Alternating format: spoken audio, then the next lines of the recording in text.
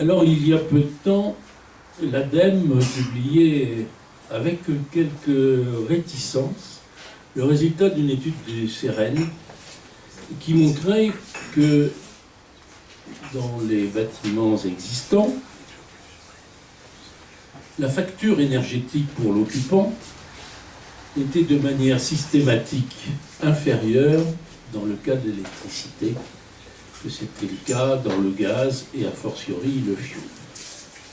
En maison individuelle, le gaz 11% plus cher que l'électricité en moyenne, le fioul 36%. En logement collectif avec chauffage individuel, avantage de l'électricité 19%. Alors bien entendu, derrière ces chiffres globaux, qui n'ont d'ailleurs pas, à mon avis, eu le retentissement qu'ils méritent, se cachent beaucoup de facteurs explicatifs et on ne peut pas s'en contenter. Il faut savoir comparer des choses comparables. Et dans notre association, nous avons fait un certain nombre de calculs en considérant 2 logements construits à la même date, de même surface, même nombre d'occupants, qui respectent les réglementations en vigueur dès qu'elles ont été établies. Et l'on constate en fait que l'électricité se place toujours favorablement par rapport à ses concurrents aussi. Si par exemple on prend le gaz, les explications sont assez simples.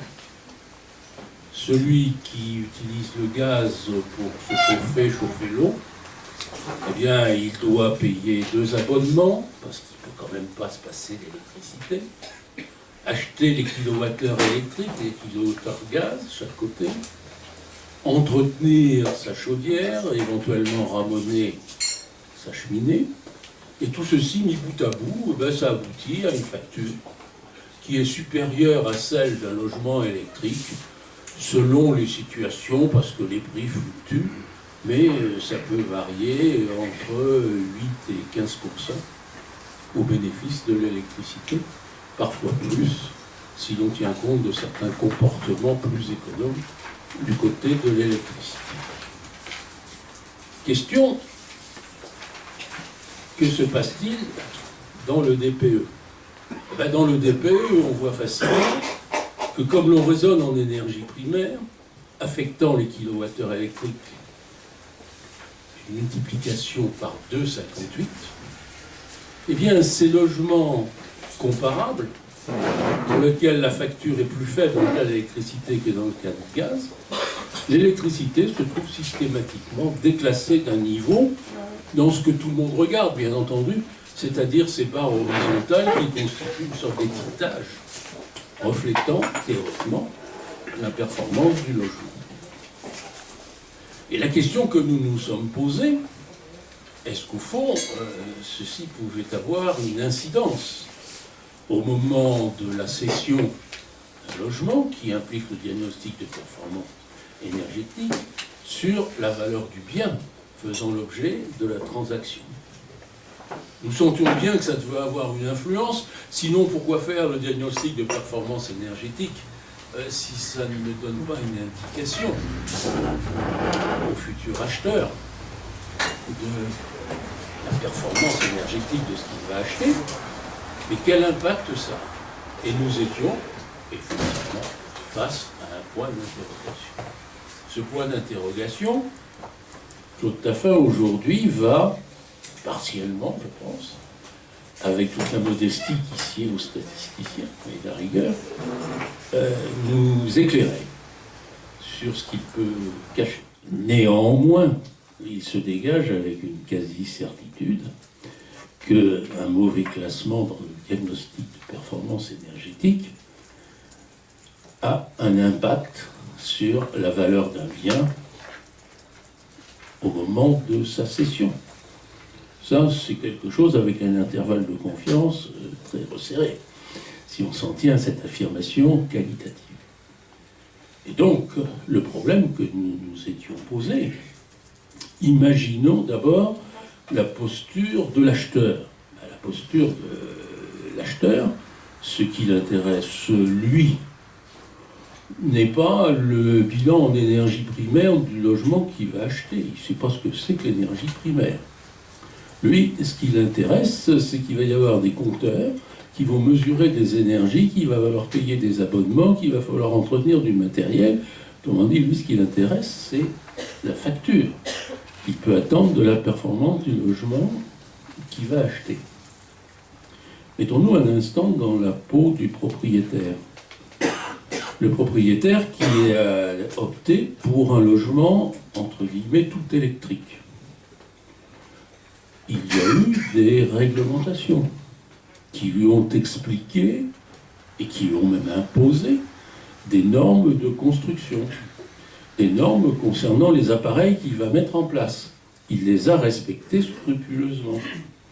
Il est donc persuadé d'avoir bâti ou acheté quelque chose de qualité. Il sait effectivement, et il le saura d'autant plus que les statistiques commencent à sortir, que sa facture énergétique, toute chose égale par ailleurs, est plus avantageuse que s'il avait opté pour une autre solution. Et puis maintenant, Claude Taffin lui dit, avec toutes les précautions d'usage, si vous êtes mal classé, ça déprécie votre bien. Alors, l'État a fait une nouvelle réglementation à travers le DPE qui renie en fait les réglementations qu'il a fait antérieurement pour obtenir des logements de qualité. Donc, moi, à la place d'un propriétaire de logement électrique, je dirais, mais il y a quelque part un scandale. Faites quelque chose. Alors, le faire quelque chose, c'est évidemment tenter de se rapprocher des préoccupations à la fois de l'acheteur et du vendeur, qui est, lorsque j'ai une transaction immobilière, combien ça va coûter en facture énergétique, tout compris et bien compris, pour celui qui achète. Alors là, la difficulté, c'est qu'on peut annexer effectivement au DPE les factures énergétiques constatées. Mais jamais deux clients sont dans la même, deux occupants sont dans la même situation. Celui qui a beaucoup d'enfants va consommer davantage d'eau chaude pour une surface de logement donnée. Il y a des gens qui gaspillent. Il y a des comportements. Donc tout ceci interdit d'accorder foi aux factures constatées. Si l'ancien propriétaire était spécialement parcimonieux dans ses dépenses, se chauffait très peu, etc., il va présenter une facture très satisfaisante et puis son successeur aura de mauvaises surprises. Donc on se rend bien compte que si on veut raisonner en euros, ce qui serait souhaitable, on ne peut raisonner que sur des factures normatives, c'est-à-dire pour une occupation typique du logement et pour un comportement normal de l'occupant. Ceci signifie de fait qu'en première étape, mais il y a d'autres perfectionnements, nous n'en sommes encore pas là, mais vous avez vu comment les Anglais essaient de faire du diagnostic de performance énergétique aussi un instrument pour promouvoir des opérations d'économie d'énergie intéressantes. Nous n'en sommes encore pas là, restons dans le cadre actuel. Dans le cadre actuel, sans rien changer aux méthodes de collecte, qui permettent de calculer des consommations des différents usages dans des situations normatives, appliquons une valorisation en euros sur la base des conditions économiques qui prévalent et qu'on réviserait, mettons, tous les 3 ou 5 ans, ce qui n'est pas un très gros travail. Et puis, bien entendu, quel est l'intérêt de cette facture normative ? C'est pas inintéressant de le comparer aux factures réelles. Et aussi bien le vendeur que l'acheteur peuvent essayer de trouver des explications.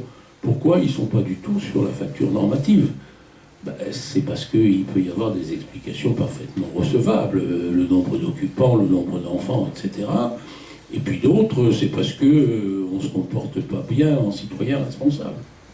Bon, quoi qu'il en soit, Cette facture normative, l'afficher telle qu'elle, c'est un petit peu délicat.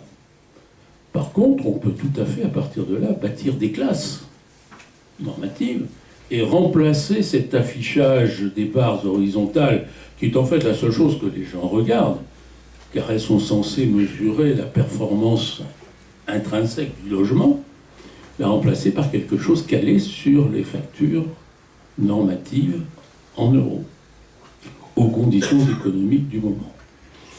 C'est une proposition qui me semble tout à fait raisonnable